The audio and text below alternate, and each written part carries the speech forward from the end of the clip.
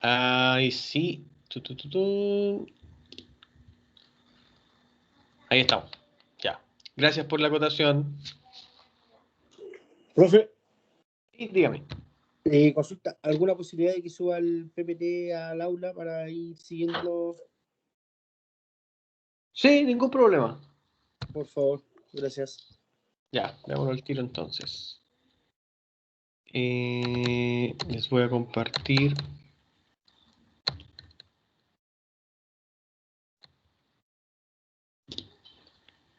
Ya voy a actualizar entonces eso.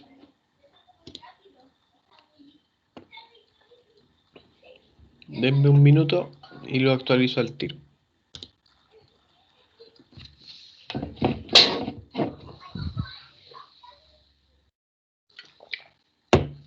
Bien. Ubicaciones.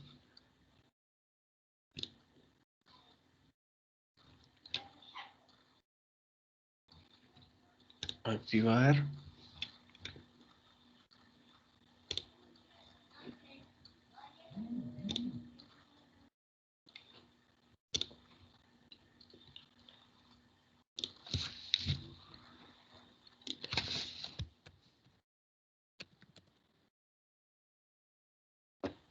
Ya.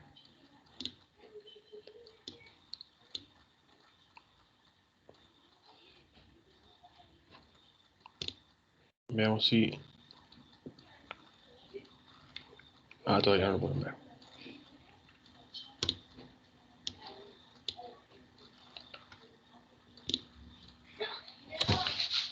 Ya muchachos, ahí deberían poder ver el archivo. Ahí lo subí recién.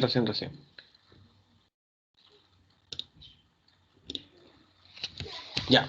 Entonces, en este tema de las excavaciones, principalmente uno trabaja un terreno en particular de acuerdo al nivel en que este terreno se deje trabajar, ¿cierto? Ya sea por medio de alguna pala o picota o ya en un caso extremo como de explosivos, se le agrega un porcentaje referido al volumen de por conceptos de esponjamiento.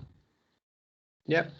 Lo primero que debemos más o menos tener alguna noción, ¿cierto?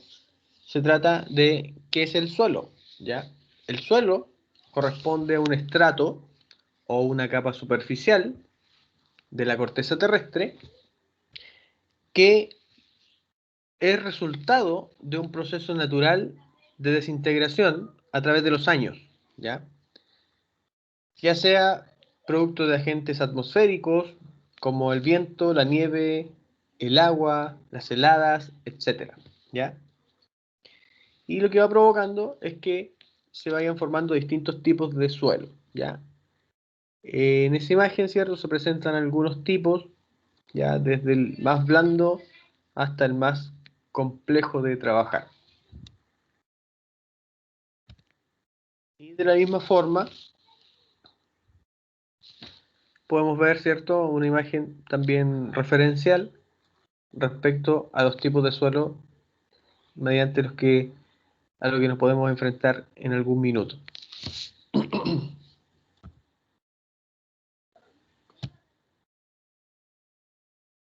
Bien. Hay una rama que estudia el suelo propiamente tal, ¿ya? Y es llamada la mecánica de suelos. Esta rama se basa principalmente en determinar las propiedades mecánicas y o hídricas del subsuelo con el fin de analizar la estabilidad, la deformabilidad y o conductividad hidráulica del suelo. Esto porque el suelo va a estar sometido a distintas solicitaciones, ya sea estáticas o dinámicas, por la acción del agua, y también en cierto minuto, ¿cierto? Por la construcción que nosotros vayamos a llevar a cabo. Entonces, para ello hay que estudiar y hay que determinar algunas variables, como por ejemplo la deformabilidad o la estabilidad que tiene el suelo. En este estudio no solamente se determinan esas características, sino que también se evalúa, o se determina, mejor dicho, la composición real del suelo y también se evalúan las condiciones en las que está el terreno para evitar fallas en el futuro, ¿ya? Evitar fallas en la construcción y también evitar fallas durante la vida útil de nuestro proyecto.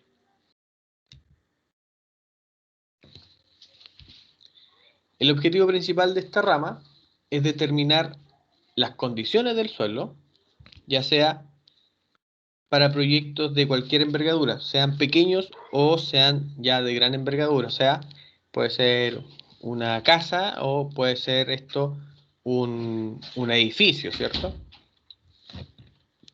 Siempre debe ser evaluado mediante una investigación ya relativa de la mecánica del suelo, ya que si se sobrepasan los límites de la capacidad del suelo o las deformaciones son considerables, se pueden producir fisuras, grietas e incluso desniveles, en los casos más extremos, que van a producir el colapso de la obra en los casos ya más críticos. Hay distintos tipos de excavaciones. Dentro de ellas están las excavaciones en zanja, la excavación masiva y la excavación en pozo, ¿ya? Cada una de ellas difiere en base a la magnitud de la excavación. Excavación en zanja se entiende por zanja a una excavación que es más bien larga y angosta, la cual se realiza en el terreno y se utiliza principalmente para instalar ya sea tuberías subterráneas como tuberías de agua, electricidad o gas, o también se usa para la construcción de fundaciones superficiales, ¿ya? Un ejemplo gráfico de ello es esta imagen donde podemos ver, ¿cierto?, una excavación de tipo zanja.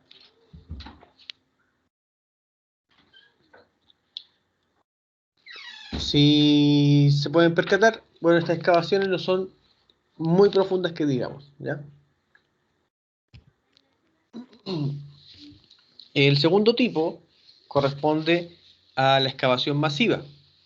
La excavación masiva consiste en la remoción de grandes volúmenes de suelo natural, ¿ya? Esto se lleva a cabo complementariamente, tanto de forma mecanizada, como también se puede llevar a cabo de forma manual, en la construcción de subterráneos de edificios, caminos, muros de contención, etc. Entonces, aquí se muestra una imagen, ¿cierto?, en la cual se presenta una máquina retroexcavadora y evidentemente el volumen de la excavación es mucho mayor, ¿cierto?, al que se presentó en el primer ejemplo, ¿ya?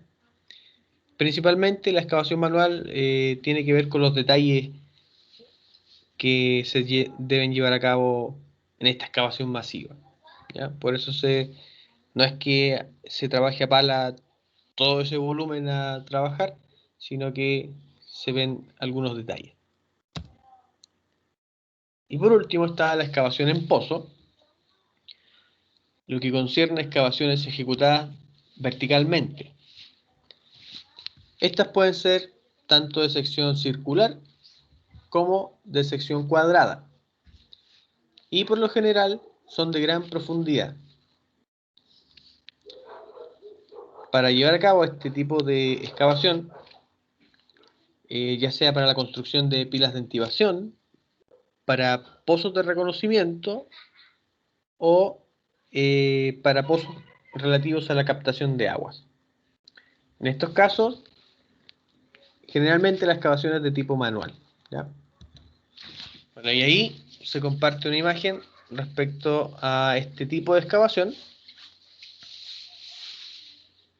que es una excavación de tipo en pozo.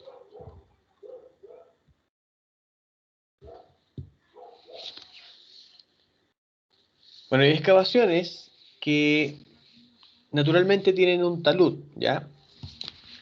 Este talud corresponde a la máxima inclinación o la pendiente.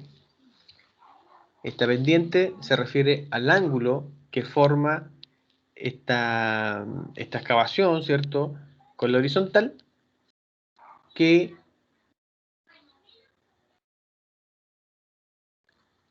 concierne, ¿cierto?, la horizontal en base a una pared de suelo que se puede mantener sin que ésta se desmorone, ¿ya?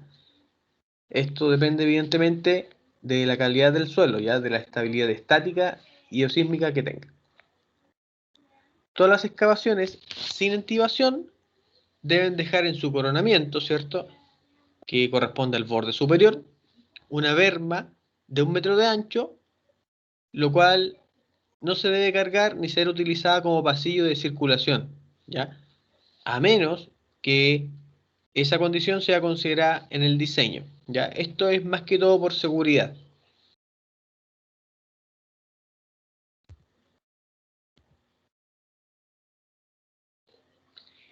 Hay un concepto que está relacionado a las excavaciones, lo cual tiene que ver con la altura crítica, ¿ya? Vamos a denotar a la altura crítica como HC. HC va a corresponder a la máxima profundidad que se puede excavar un talud en forma vertical sin entibaciones y puede ser calculada por medio de un especialista a través de una expresión que relaciona la resistencia al corte de una muestra de suelo y la densidad natural del terreno, ¿ya? Entonces, esta altura crítica va a estar definida como 1,3 factor de este, este coeficiente, ¿cierto? O esta variable llamada resistencia al corte y la densidad natural del terreno, denotada por, en este caso, por Y.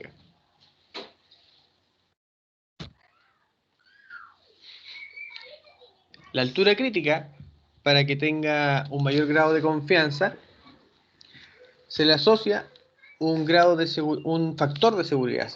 Este factor comprende entre 1,1 y 2 el aumento, ¿cierto?, de esta altura crítica, ¿ya? Esta altura crítica, entonces vamos a tener que si le agregamos este factor de seguridad, va a llamarse en este caso una altura de seguridad, ¿ya? Simplemente se relaciona como la altura crítica por este factor de seguridad y obtendríamos nosotros una altura de seguridad.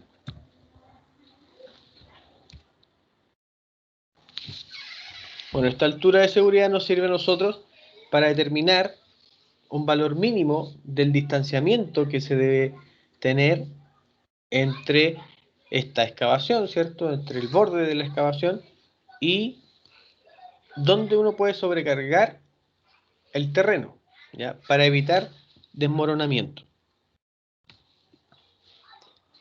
Bueno, esa imagen es bien intuitiva y menciona, ¿cierto?, que la distancia en la cual se puede sobrecargar el terreno debe ser mayor o igual a esta altura de seguridad que se está calculando.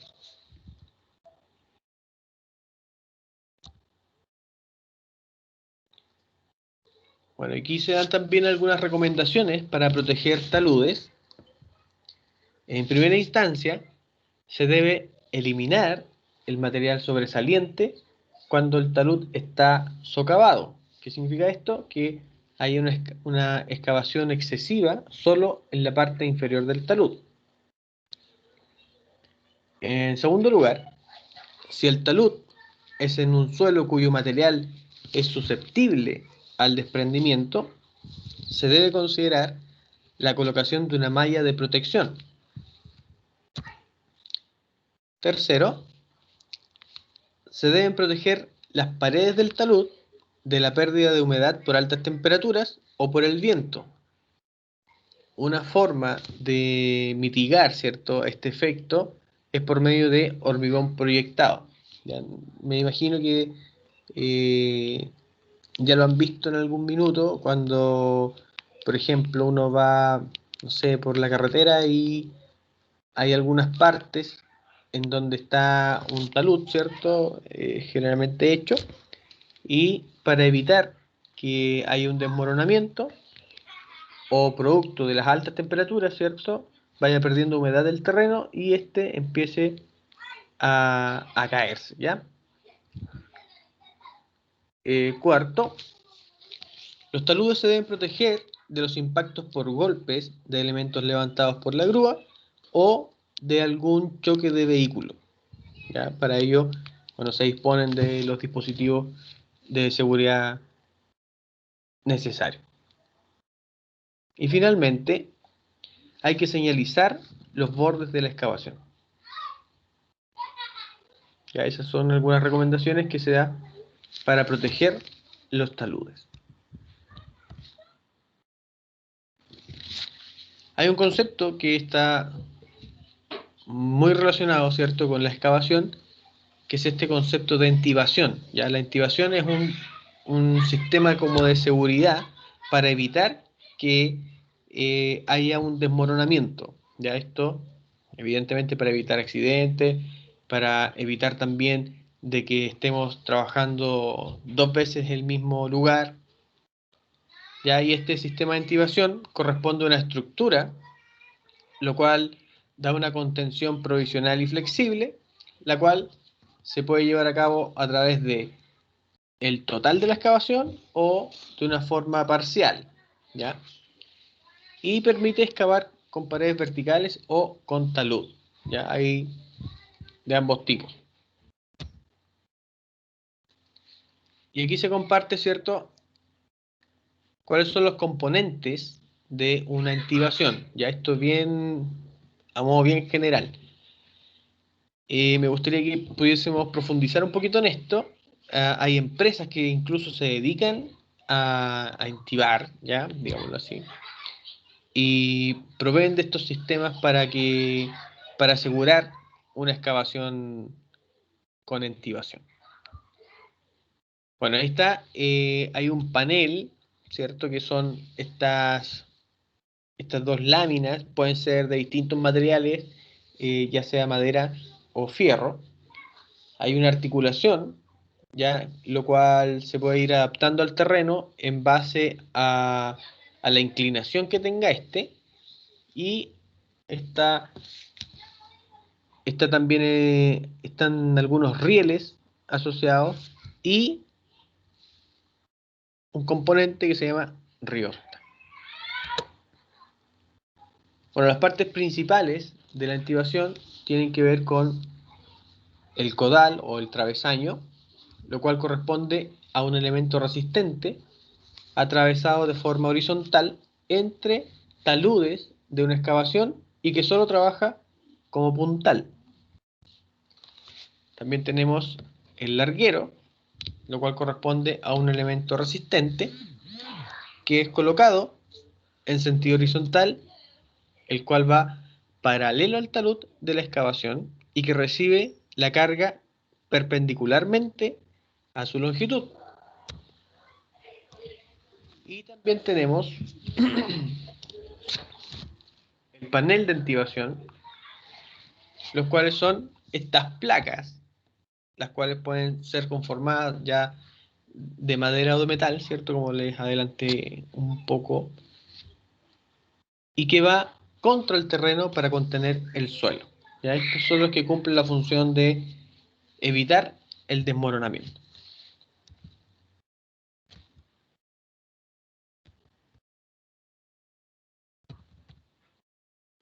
Bien.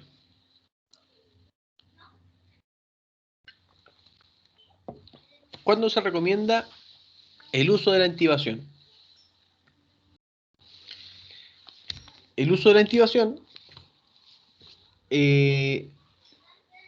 se propicia, ¿cierto?, cuando no se tiene una altura crítica o su resultado es menor a la profundidad requerida. Segundo, existen empujes o presiones por construcciones vecinas. Ya esto se da por el poco espacio que se dispone en algunos casos, ¿ya? También existen factores que pueden afectar la estabilidad del terreno, ya sea una napa subterránea, ¿cierto? Por eso nombra aquí al agua. También se puede llevar a cabo por medio de las vibraciones o las sobrecargas, ¿ya? Estos factores son los que pueden afectar, evidentemente, la estabilidad del terreno. También se recomienda el uso de la activación cuando no hay un espacio con el cual se pueda generar el ángulo de talud para el tipo de suelo, ¿ya? De acuerdo al tipo de suelo, se van trabajando distintos taludes. Ya generalmente, en vez de definir un ángulo, generalmente dicen que hay un talud 1:1 o 1:2. Eso lo vamos a ver un poquito más adelante, seguramente en los perfiles transversales. Y ahí también se recomienda este concepto de entibar o la entibación cuando hay poca cohesión del suelo. ¿Ya? Y aquí se dan algunos ejemplos de cómo se lleva a cabo este proceso. Y en la primera imagen, al lado izquierdo, ¿cierto? Se presenta un sistema de entibación, el cual es prearmado y se coloca mediante una grúa en la excavación llevada a cabo. ¿Ya? Principalmente se baja y quedan estos paneles soportando las paredes que están a cada costado de esta excavación. Y ahí en segundo lugar ahí se muestra una imagen que tiene una activación ya bien importante. Si se fijan, eh, están estos soportes de metal, los cuales son bastante gruesos, ¿cierto? Bien macizos, y ellos permiten que esta excavación realizada no se venga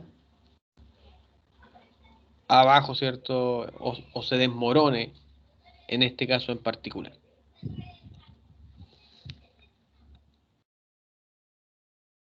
Bien. Bueno, y cabe destacar que en base al suelo que nosotros estemos trabajando, están los distintos porcentajes de esponjamiento relativos al terreno en particular, ya sea desde tierra vegetal hasta rocas compactas. ¿Ya? Si lo vemos en niveles, va del 1 al 5 y cada uno representa un porcentaje distinto de esponjamiento, ¿ya? Lo cual es un aumento porcentual del volumen geométrico calculado originalmente.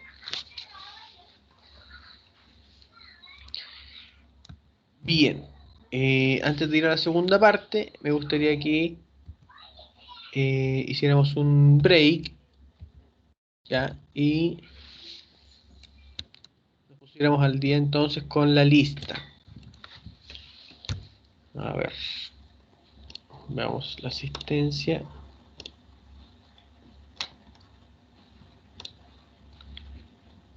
Tendríamos, hoy es 7 de abril.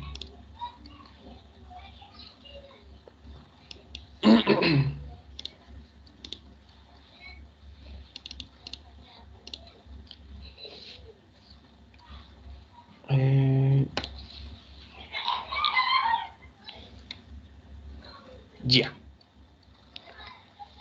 Ya, muchachos, atentos entonces a la lista. Veamos quién está.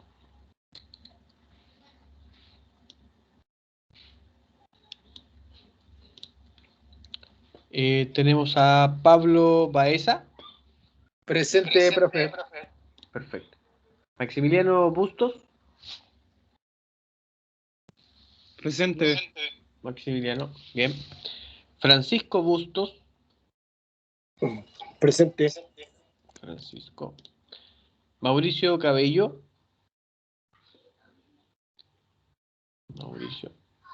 Bastián Chamorro. Presente, profe. Bien, Bastián. Sebastián Galás. Sebastián no está. Hans Gutiérrez. Yulfer Jiménez. Yulfer. César Moreno. Presente. César, gracias. Matías Núñez. Presente, profesor. Matías, perfecto. Nicolás Olave. Nicolás. Manuel Plaza.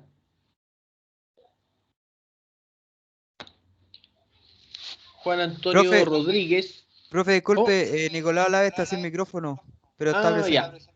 Ya, muchas gracias. Ahí está presente. Manuel Plaza, no. Juan Antonio Rodríguez. Presente, profesor. Perfecto. Elvis Sáez. Presente, profesor. Elvis. Luis Salazar. Presente, profe. Luis. Sami Soto. Presente. Sami. Sebastián Tapia. Presente, profesor. Sebastián. Y Antonio Villarreal. Presente, profe. Antonio. Bien. Ya no se me queda nadie. Profe, acá yo no le alcancé a contestar. Manuel Plaza. Hans Gutiérrez. Hans Gutiérrez. Ya, perfecto. Sí, Ya, Hans. Ahí agregué. gracias. Te agregué a la lista. ¿Alguien más rezagado por ahí? Ya. Yo, profe. Camila Maulén. Sí. Ah, pero usted parece que está todavía asociada al curso del día. Sí, para que me deje igual presente. Ya, ok. No hay Ya. problema con eso. Ya, Camila. A ver, ¿quién más tengo por ahí? Hans. Ya, ahí estamos. Ya, muchachos, tomémonos un break de unos 15, 20 minutos como máximo y vamos a hacer un ejercicio bien sencillo ya para ir afiatándonos un poco a cómo vamos a llevar a cabo el cálculo del volumen. En este caso, un cálculo bien sencillo para este tipo de excavaciones, ya un poquito más complejo, vamos a profundizar un poquito la próxima semana. ¿Ya? Ahí vamos a ver unas geometrías más complejas de trabajar. ¿Ya? Sin embargo, vamos a hacer algunas consideraciones para que no sea tan tedioso el cálculo, ¿ya? Así que conectémonos en unos 15 o 20 minutos para continuar, ¿cierto?, con el ejercicio que vamos a llevar a cabo. Ya, muchachos, vamos a